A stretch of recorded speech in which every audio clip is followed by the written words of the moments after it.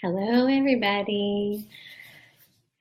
Kelly here, and I'm just going to give a couple minutes while the system just gathers a couple people.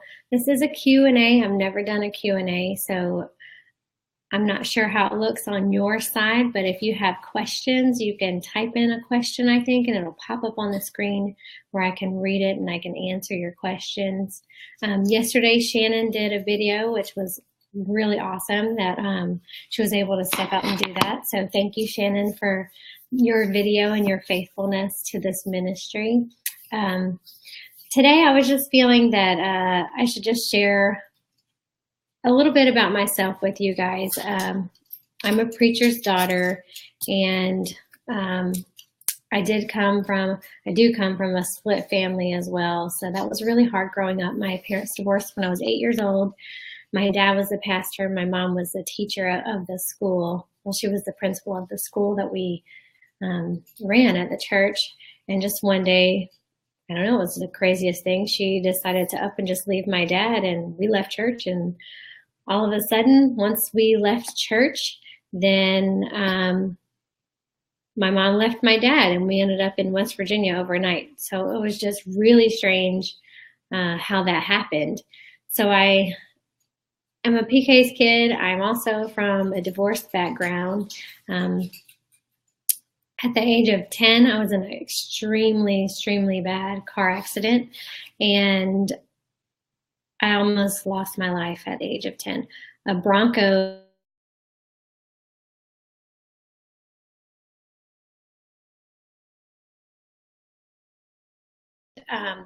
the Bronco just crashed into me going 80 miles an hour. We were just crossing the street so I could get to school.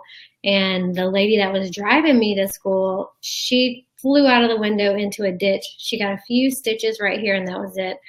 Both of my lungs collapsed. All of my air deflated from my lungs into my body. My body swelled up. I remember being in the car. I woke up. I seen glass all over. I passed back out.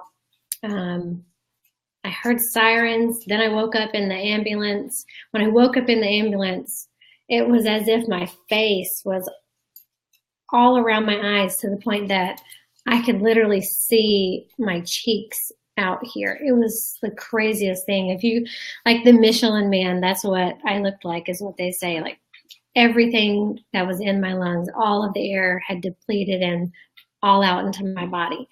So I was just swollen like crazy.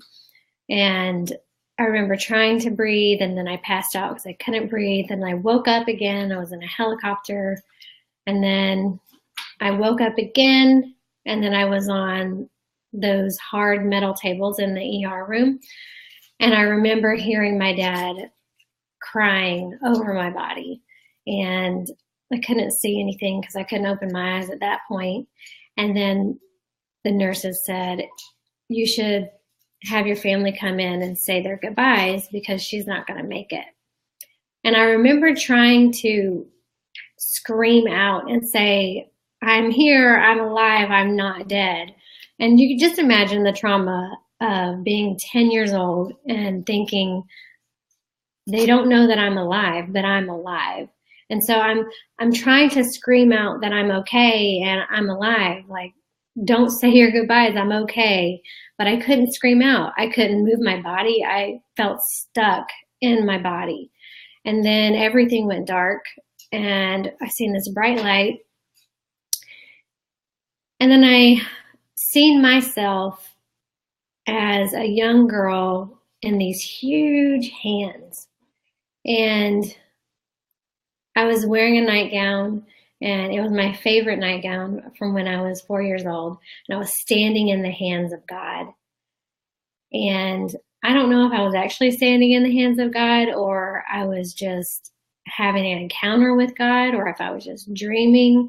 But I'm passed out on this ER table, and all I can see is myself. Everything else is black. I'm standing in the hands of God, and I just had a conversation with God at the age of 10, and I was talking to him, and I don't remember a lot of it. I wish I did, but I remember telling him I'm ready to go. Like, take me to heaven. I'm so excited. I can't wait to see how beautiful it is. And he just clearly said to me, in just such a loving voice and such a beautiful heart of a conversation, he just said, I'm not done with you yet. You can't come to heaven yet. You can't come and be with me. You cannot come home. You have to go back to your family. I have much more for you to do. And then he told me he loved me. And then I woke up, and it was 2 days later when I woke up, and I was in the ER, not the ER, I was in the ICU unit, and I had tubes down my throat, tubes up my nose.